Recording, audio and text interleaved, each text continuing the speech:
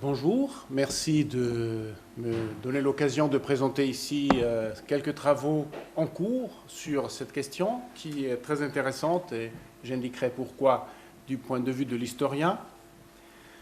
Je dois m'excuser pour deux raisons. La première, c'est que bon, là ça va mieux, mais hier j'étais vraiment pas bien. Et deuxièmement, j'ai pas mal travaillé pour préparer cette communication parce que j'ai voulu défricher un terrain que j'ai déjà un peu pratiqué. Mais j'ai préparé quelque chose de neuf. Et du coup, j'ai eu quelques soucis techniques dont je vais parler par la suite, qui m'ont un peu freiné.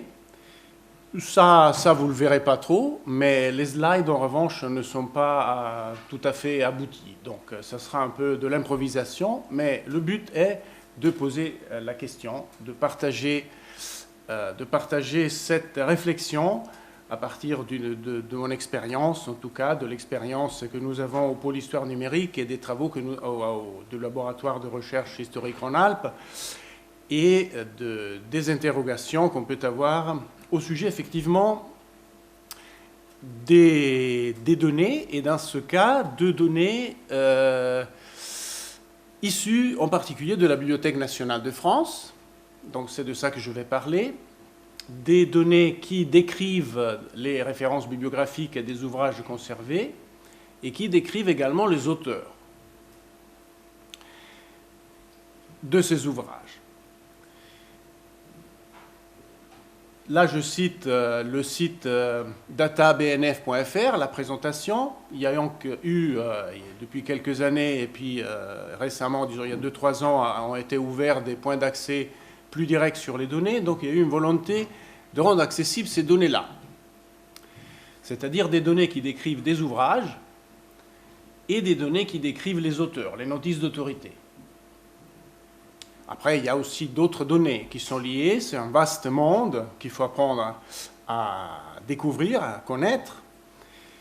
Et donc la volonté de la Bibliothèque nationale de France, je prends cet exemple, mais comme je le montrerai après, j'ai aussi travaillé sur des données de la Bibliothèque nationale allemande, qui a aussi un système de notice d'autorité qui est un point de référence dans le monde germanophone, et il y a aussi des bibliothèques qui ont ouvert leurs données.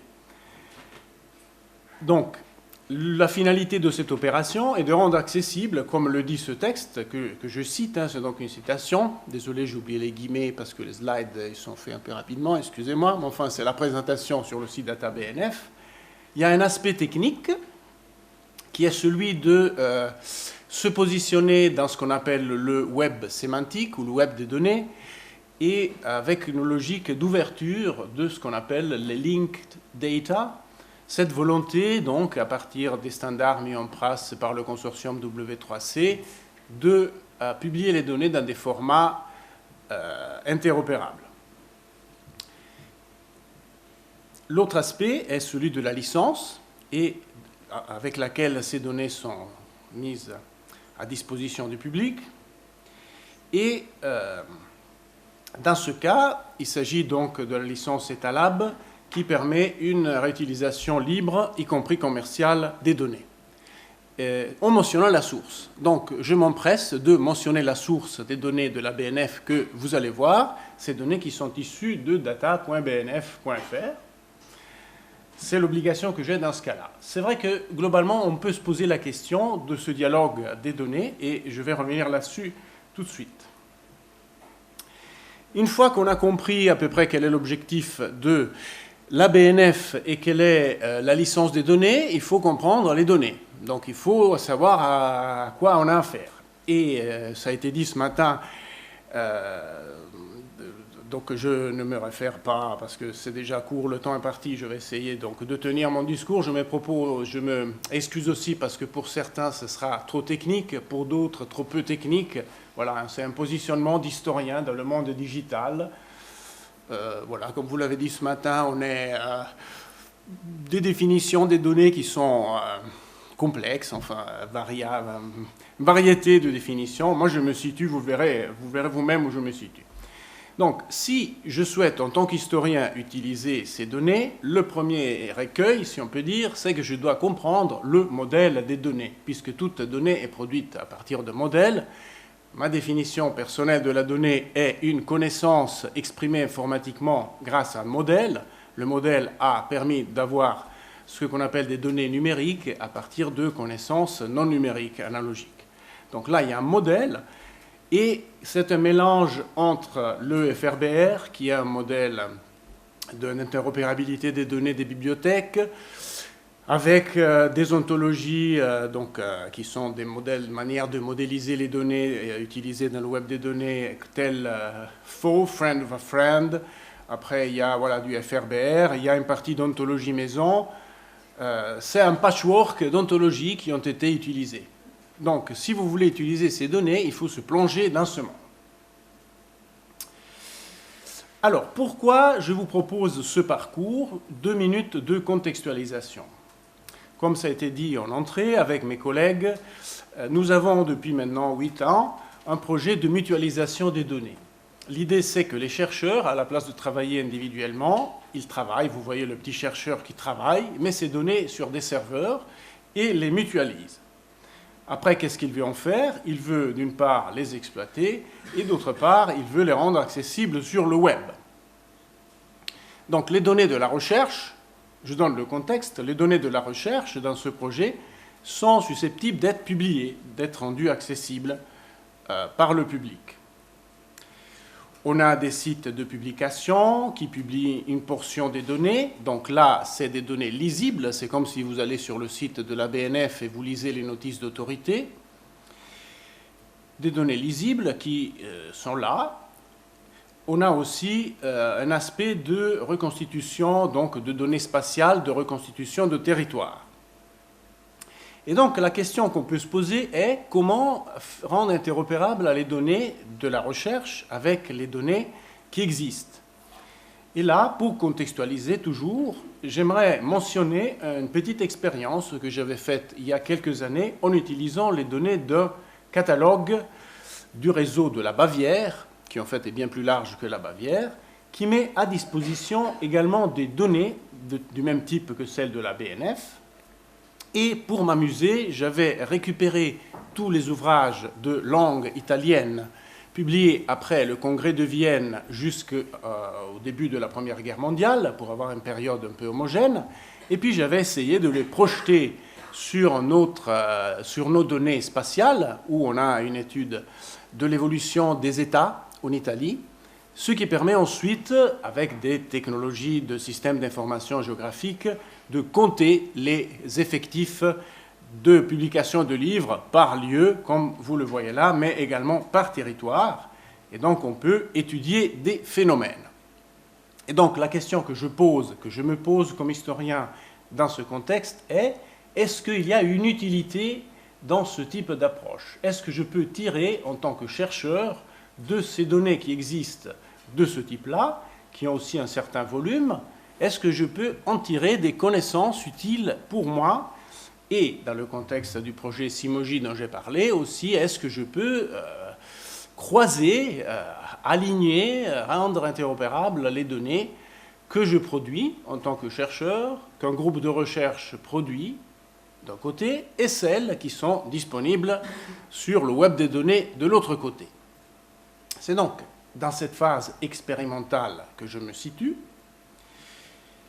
Et ça, c'est une représentation schématique de ce que je disais. J'aurais dû montrer la slide pendant que je tenais mon discours. Vous avez donc des systèmes d'information locaux, des silos. Comment les ouvrir et les rendre interopérables avec les données qui existent sur le web. Voilà. Donc là, j'ai donc décidé de m'intéresser aux astronomes, aux mathématiciens, aux médecins, aux philosophes et c'est tout, je crois, qui ont écrit des livres et qui sont recensés dans les données de la BNF. Donc, la première chose qu'il a fallu faire, c'est de choisir une technologie. Parce que si vous voulez interroger ces données, vous devez opérer un choix technologique. Donc l'alternative que j'avais était utiliser un moteur donc, de gestion de triplet, donc le RDF qui est ce standard, ce format d'échange des données est exprimé en triplet avec un sujet, un prédicat, un objet, et il existe des logiciels, des systèmes de gestion de triplet. Après, j'ai préféré utiliser xQuery et le moteur ExistDB, qui est un moteur de gestion de documents XML, parce que, pour différentes raisons, je pense que ça permet une plus grande flexibilité. Ça vous permet d'interroger ce que vous voulez en utilisant les technologies du web. Je dis ça aussi, et pour après thématiser, et je le fais tout de suite, la difficulté, logiquement, du chercheur qui ne peut pas juste aller prendre un traitement de texte. Hein. Logiquement, là, il s'agit de disposer d'outils technologiques qui vous permettent d'accéder à ces données comme chercheur. Ce n'est pas inaccessible puisque je suis littéraire de formation et je le fais aujourd'hui. Donc ça veut dire que c'est possible. Si je le fais, vous pouvez le faire aussi. Mais la condition, c'est de se former. Voilà. Ou alors d'avoir des collègues qui peuvent vous aider à le faire. Après, j'ai décidé, pardon pour les fautes d'orthographe, j'ai décidé donc d'utiliser d'abord le point d'accès SparkQL, qui est un point d'accès pour requête donc sur les triplets. Je l'ai effectué cette requête depuis mon moteur.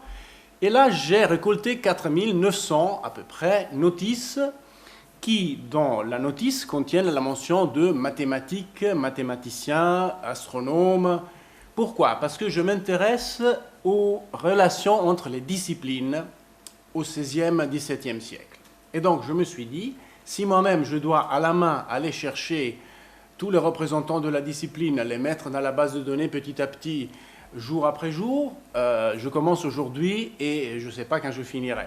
Là, j'ai un volume d'à peu près 5000 notices prosobiographiques.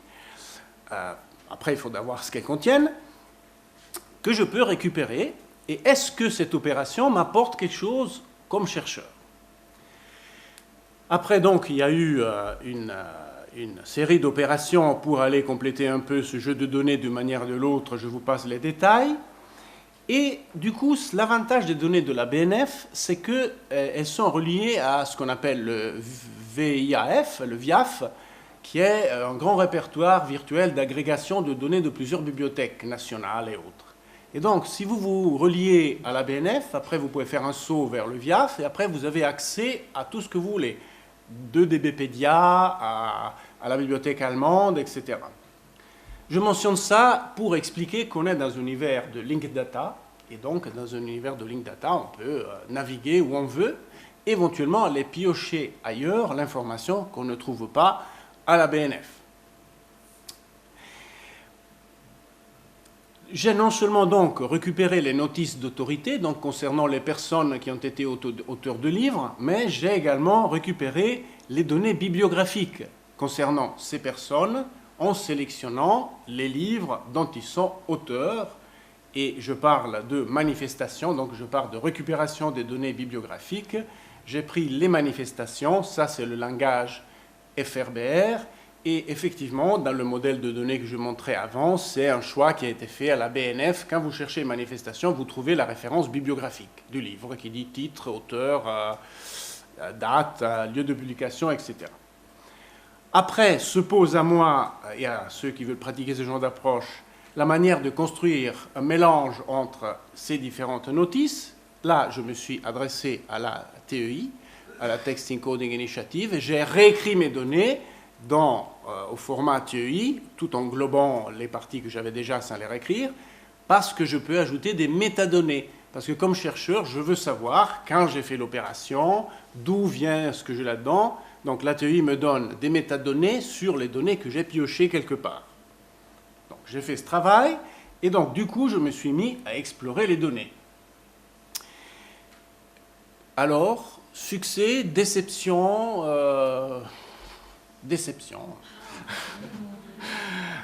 Voilà, donc c'est un peu un mélange. Voilà. Alors, d'abord, donc j'ai pris 100 mètres de filtre sur la date d'abord. Donc là, c'est les effectifs sur l'année de naissance des personnes. Alors le problème, c'est que comme vous le voyez, souvent a été mis seulement 16e, 17e sans l'année. Donc c'est écrit, et je l'interprète comme ça, 1, 6, point, point. Donc là, logiquement, il faudrait se poser la question, est-ce que c'est des historiens qui disent c'est le XVIe siècle et donc en fait c'est 1500 et quelque chose, ou alors est-ce que c'est écrit 1600 pour dire 36 après. Voilà. Après, en regardant d'autres éléments, j'ai penché pour cette deuxième solution. Simplement, je ne peux pas faire un tri sur un 1001 S6 point point, je ne peux rien faire. Donc j'ai décidé, de manière arbitraire, de remplacer chaque fois que j'avais un 6 point point par un 6 5 1. Ce qui nous place au milieu du siècle. Simplement, vous voyez les effectifs des gens qui sont nés au milieu du siècle. Il y en a un paquet à chaque siècle. Donc, les dates sont, on dira, en partie bonnes, mais en partie sales. À peu près un tiers, en tout cas, des dates sont à aller chercher ailleurs. D'où l'utilité de ce que je disais, voir si pour la même personne, grâce à VIAF, je peux trouver en Allemagne, en Angleterre, etc., des dates. Désolé, je ne l'ai pas encore fait. Ce sera pour le prochain épisode, voilà, de la série, parce que là, c'est une longue série. Après, je me suis dit, je veux regarder ce qu'il y a dans ces notices au niveau lexical. Et donc, je me suis lancé avec Iramutek. Bon, après, ce n'était pas très lisible, mais c'est intéressant parce que ça montre des sphères. Donc, c'est le lexique des notices, le lexique tel qu'il a été rédigé par les bibliothécaires, mais en même temps... ça dit quelque chose de ce qu'on a. Et on voit qu'il y a une sphère de médecins, avec les médecins et tout ce qu'ils font. Il y a une sphère de professeurs d'université qui enseignent aussi la médecine. Il y a une sphère de philosophes, de membres d'académies des sciences royales, etc. Voilà. Et là, ça pose le problème du fait que certaines fois, l'astronome est appelé astronome et d'autres fois, il est appelé professeur d'astronomie. Donc la pure analyse lexicale ne me suffit plus. Et donc, je dois passer à un niveau supérieur qui est celui de l'encodage sémantique de mes données, dont je ne vais pas parler parce que le temps passe et je ne pourrai pas, mais il faut rendre attentif au fait qu'une fois qu'on a trouvé ces notices, il faut en tirer quelque chose, il faut passer à l'encodage. Alors, là, on voit la même donnée représentée autrement, ce qui nous montre aussi qu'utilisant différents logiciels, exactement, ça c'est exactement la même chose que ça, simplement on voit plus, on peut explorer davantage.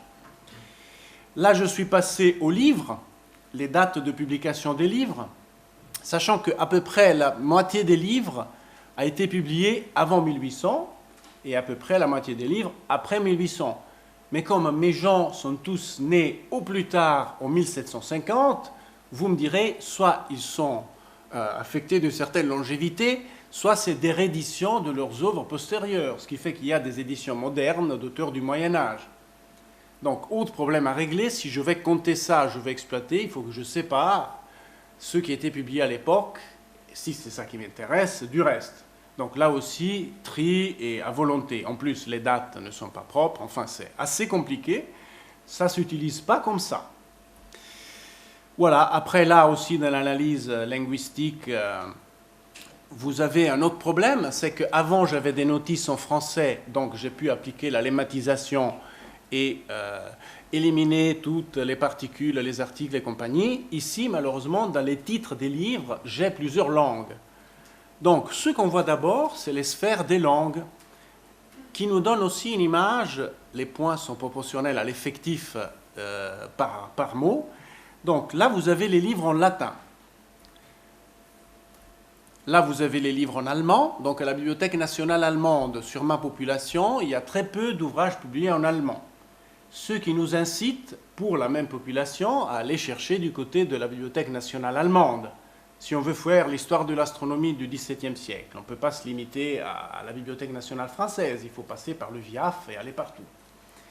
Après, vous avez l'anglais, le français, et si on regarde de plus près, on a des registres linguistiques. Là, je me souviens plus que ça, oui, les observatoires, il y a tout ce qui est lié aux expérimentations, les observations. Donc la science moderne qui m'intéresse, elle est un peu en haut de cet espace intellectuel. Voilà, le reste, c'est les philosophes classiques, Aristote et compagnie, en latin. Hein. Dans cette masse, il y a beaucoup de latin, beaucoup de sciences classiques, et peu de sciences modernes qui est là-haut. Donc j'ai parlé 20 minutes exactes. sais pas si la présidente de séance... j'ai pas les lunettes, donc je vois pas ce qui est marqué. 5 minutes, 0 ou 1.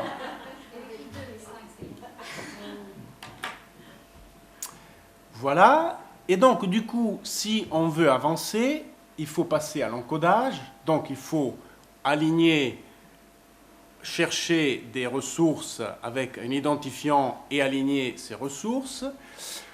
Il faut faire tout ce travail, fouiller de manière plus avancée, et là j'avance un peu. Se pose un problème sur lequel j'aimerais attirer très rapidement l'attention qui est les données dont on s'occupe sont structurées de deux manières complètement différentes. Il y a celles comme DBpedia où vous avez toujours un acteur et tout ce qu'il a fait relié directement par des propriétés. C'est un type de modèle qui est aussi celui de la BNF, où vous avez un modèle plus sophistiqué qui met au centre un événement, ce qu'a fait l'acteur, et relie autour tout ce qu'il y a. Ça, c'est le modèle de SIDOC CRM et d'autres ontologies. Donc, pour rendre interopérables des données produites comme celle-ci, avec des données produites comme ça, donc les premières étant celles de la BNF, les deuxièmes celles de Simoji, ben, il faut tout réécrire. Donc, autre déception, si je veux utiliser ces données, je dois tout réécrire. Donc, je vous passe tout le reste du discours. Si je réécris tout, que j'encode comme il faut, en identifiant mes objets, donc le mathématicien, le professeur des mathématiques, que je change d'ontologie et je mets tout dans la même ontologie, après, je peux commencer, que j'utilise des plateformes plus performantes pour faire ce type d'analyse, comme la plateforme TXM avec laquelle on a une collaboration, très fructueuse. Donc si je fais tout ça, après, bon, d'une part, je suis plus précis dans mes analyses, parce que là, j'aurai plus que les mots, mais là, c'est des concepts que je peux mettre en évidence, d'une part.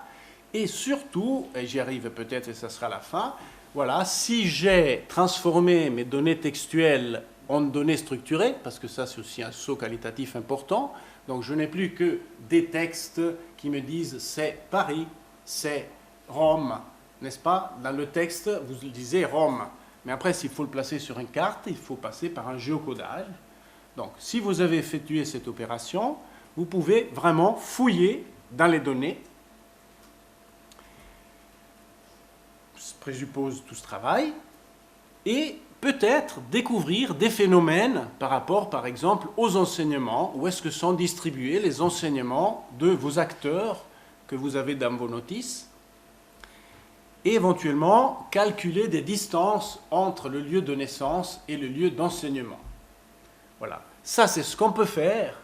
Hélas, je n'ai pas pu trop le faire parce que pour arriver là, sur mes 4000 notices, ça c'est un autre petit jeu d'exemple que j'ai utilisé dans un autre contexte.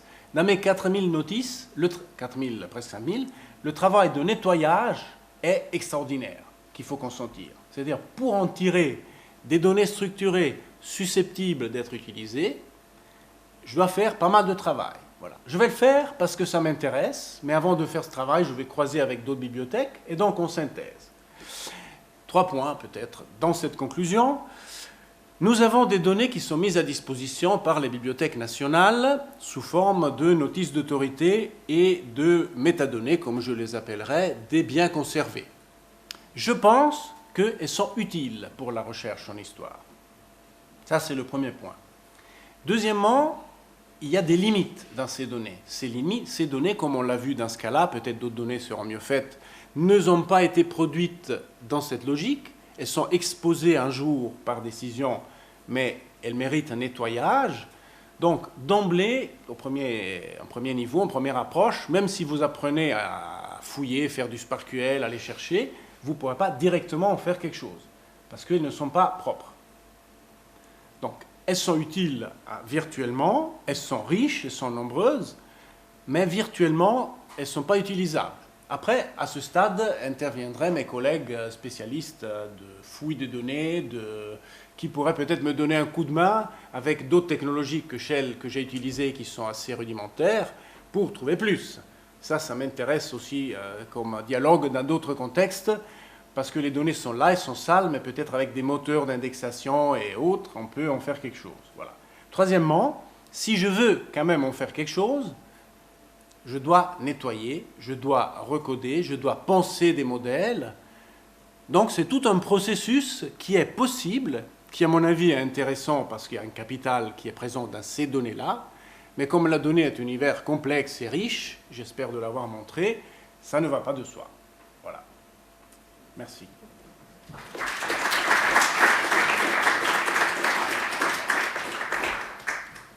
Je pense que vous illustrez de manière magistrale qu'on a vu ce matin avec... Ça marche ou pas à partir d'une expérience très, très opérationnelle sur la difficulté qu'on a évoquée de manière un peu plus générique ce matin sur de dire, bon, une fois que les données sont ouvertes, ça ne suffit pas. Je pense que là, on a vraiment compris que ça ne suffisait pas. Et je voulais juste... et ce qui me paraît très intéressant aussi, c'est la façon dont vous montrez que finalement, entre une discipline qui est l'histoire et une autre discipline qui est ce qu'on peut appeler la bibliothéconomie telle qu'elle évolue, il y a un vrai besoin de compréhension mutuelle pour que ça marche, sinon ça ne se fera pas. Sachant qu'on peut aussi rebondir sur ce que disait Madame ce matin sur la façon dont les archivistes, à travers l'histoire eux-mêmes, et les bibliothécaires aussi, les notions d'autorité ont évolué, etc. Puisque vous parliez de l'Italie, sans non plus prendre en compte la question de la géolocalisation de données par rapport à des États qui sont devenus, qui ont évolué dans le temps, etc. Bon, donc, si on voulait parler aussi de la question de l'historique des noms des pays, des noms des villes, en fonction des occupations et tout, il y aurait encore énormément à faire. Je voulais juste peut-être apporter un témoignage complémentaire à ce que vous faites, et on en pourra en rediscuter aussi après.